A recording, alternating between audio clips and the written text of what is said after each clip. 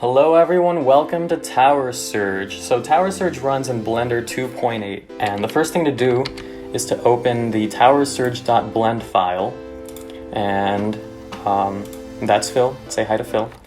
So we're going to go into the scripting workspace and hit the Run Script button to register all of the functions within Blender.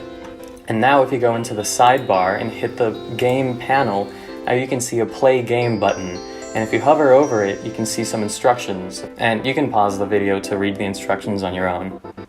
So when you hit the Play Game button, it fires up an arena, and the controls are move the mouse around to look around, jump with spacebar, and roll around with the arrow keys. You can shift scroll to dolly the camera in and out. And so the point of the game is to hit all of the red towers to level up. So immediately you can see that the gray towers, the inert towers, are semi-bouncy, and the red towers, the target towers, are a lot more bouncy.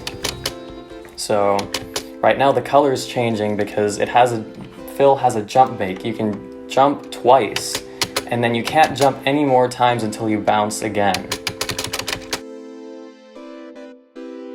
If I hit that red tower, it levels up and you get a larger, harder arena.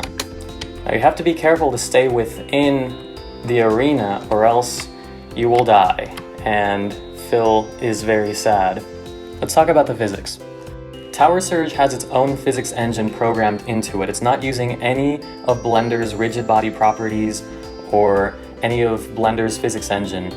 At each moment, the ball's location is based on the velocity that was just calculated from the acceleration, and so on. When you jump, it injects a velocity into the ball in the vertical direction, and the arrow keys inject an acceleration in the appropriate direction.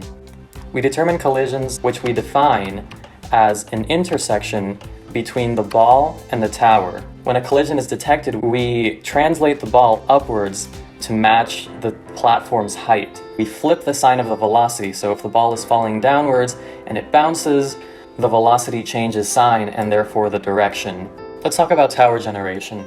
At random intervals between 0 and 1 second, we select a random subset of towers from the total to change their velocities, and the velocity that gets changed is also randomly selected between a minimum and a maximum velocity. When creating an arena and creating each tower, we also randomly determine whether or not it's going to be a target or not.